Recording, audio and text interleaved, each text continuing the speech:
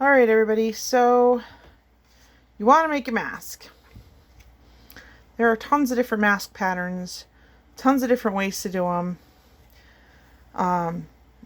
And during the fabric shortage, I just used scraps and tried to make my own. Unfortunately, I did not have the right thickness, or if you could see that, for the ears. And I probably only got about 20 done. And I realized how badly they were going. So, of the few that I got, yes, they have ears. They don't fit everybody. So that was the first problem that I had. The second problem was my machine, and I don't know if you can see that, but my machine absolutely hated these masks.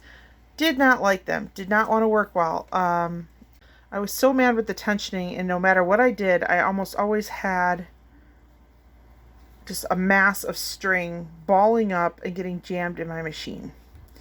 It was a hot mess. So, those just did not work for me. So my husband asked for some masks for work, and he asked for ones that could be put around the back of his head so as not to bother him while he wore a hard hat. And I came up with this design. Now, I've got pictures of them on my website as well, but essentially all they are is a rectangle. And they're really simple to make. All you need to do is to know what size, roughly, of a face you want. This is already pre-washed, dried, ironed, ready to go. So this should be pretty simple. You need a piece that is about 10 by 6. And you need 2 of them, or one piece that's folded in half would be about a 12 by 10. People with smaller faces might want to go a little smaller than 6, but that's about what I do for most of mine. So what you're going to do, and for new sewers, this is going to be where you need to pay a little attention. Make sure you put right sides together. Okay? Now you can pin all the way around. I don't need to anymore because I've done this a million times. So, for this portion, I've just got some purple thread in there right now, and I don't know if I can get this and sew at the same time. So if I have to clip it, I will. So I just do the width of my presser foot for most of this. Not all of it, just this portion.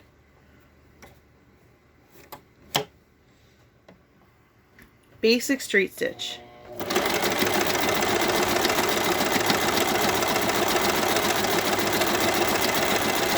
I'm not perfect at this. Doing it one-handed, but don't worry, it'll all come out. It'll all come out in the wash, as they say. All right. Back stitching, optional on this portion because it'll be locked together later. Not required to be 100% perfect, and just relatively straight for this particular portion. So now you've sewn it so it looks pretty much like a tube of fabric. You're going to clip your edges so that all the little pieces of string are off, and then you're going to flip it right side out. This is where you can hide any flaws.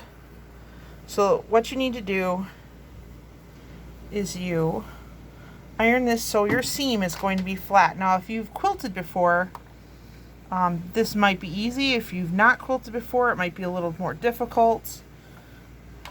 But essentially what you're doing is you're making sure, I don't know if you can see this because the lighting isn't all that great, that your seam is only going to be one direction and not, and make sure your seam is going to be one direction and not folded. And then once you've got that ironed out, then you will, that might be a little warm when you do it, then you finger press it and come back over that with the iron along the seam, so that when you're done, your seams are going to be completely on their edges. So again, doesn't have to be perfect unless you're persnickety about it like I am. But when you're done, you should have essentially a tube of fabric now facing the right way out. From here, you're going to take one edge, so you figure out which way you want the inside versus the outside to go, and then you take probably about a 1/4 inch to a 1/2 inch on the edge here, and you're going to fold it and then fold it again, and you can pin those in place. You want it wide enough so that you can fit the strings through easily without having to do too much. Some people have actually used sticks or whatever to help push the strings through. Sometimes the strings don't need it, but you want to make sure that you have that width, and you're going to do the exact same on the other side. Fold once and fold twice, and then iron, and then pin if you need to. All right, so we've got our piece and it's ironed, and like I said, you can pin it if it makes it easier for you. But what we do is then we flip it this way when we sew it. So when we sew it, we want the front of the mask, the part that's going to be facing away from your face, to be the outside. That way, if there's any problems with the stitching on the back, it can easily be hidden. So what I do, so you want to set this for about a 1/2 inch or more, depending on how wide your fold is on the back. But you want to make sure that you're going to completely sew over this edge, because if you don't, your mask could wind up coming apart from the stress of moving the fabric so much.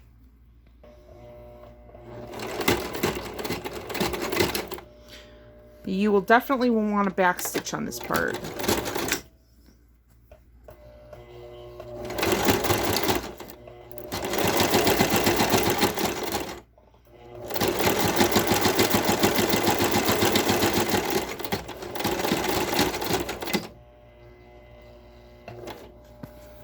Don't forget to back stitch again.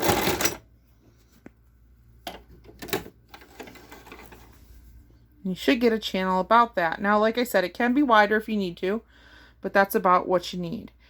Now, you're going to do that again on the other side, and then we'll tell you if you decide you want to do the top and the bottom, you can do that as well. I usually do a smaller one on that one, unless I'm planning on putting something inside of it to make the nose a nose piece for it, but that is completely up to you. Third time's a charm.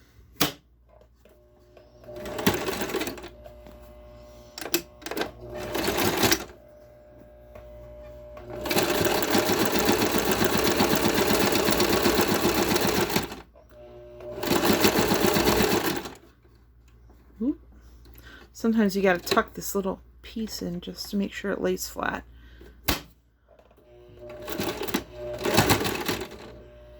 And sometimes the thread breaks. Okay, so now we've got the sewing done, and I don't know if you can see it, but if you look here and you look here, you look here, I ran into difficulties too. So if you're a new sewer, an old sewer, sometimes your machine is just a piece of garbage and really difficult to work with. So hold on while I clip these for a second, and then I will show you how to put the strings in. If you remember, the ones that I showed earlier did use regular elastic. The trick of it is the little bungee pieces here that can make it so you can loosen or tighten however you need to. The shoelaces come with those automatically and will give you enough for 2 masks. Okay, so now we've got the sewing all complete. So now we have to put the strings in. Very simple, not too difficult. And I don't know if I'm going to be able to make this work or not. We'll try.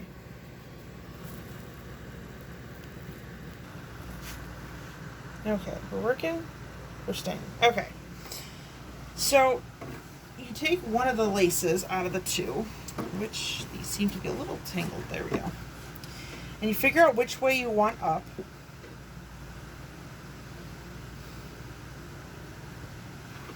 I had decided I wanted this end up. So you just slide these, I'm sorry, this end up. Slide these in. I don't know if you can see that.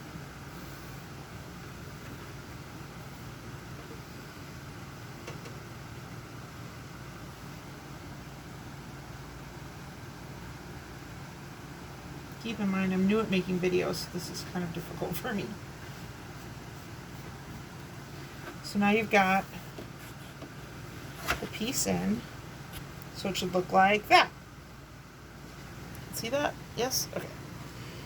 Then what you do is you take the bungee piece and you're going to put that through the holes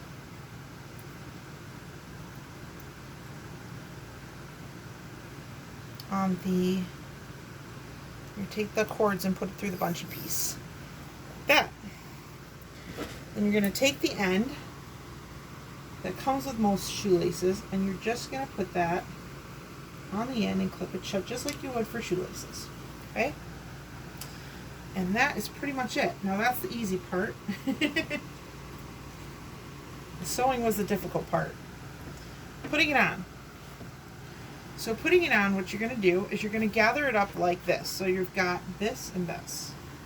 And this piece will go over your head first, and this piece will follow. When you do that, it will scrunch up the sides, making mini pleats. I'll put it on, and then I'll change the angle of the camera.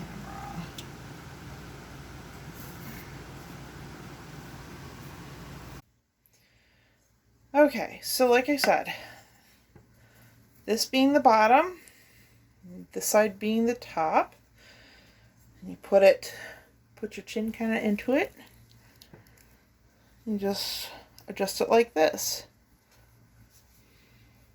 Now my husband likes it kind of loose down here, so he'll have it so it's more almost hanging down, and I prefer mine a little tighter. You just adjust it in the back with the bungee, and it gives you the pleats along here, so it seals closer to your face if you want it to. And if it's bothering you, you can put it down below, but it works great with ponytails, hats. My husband wears it with his hard hat, so that it works really nice. Now, washing instructions.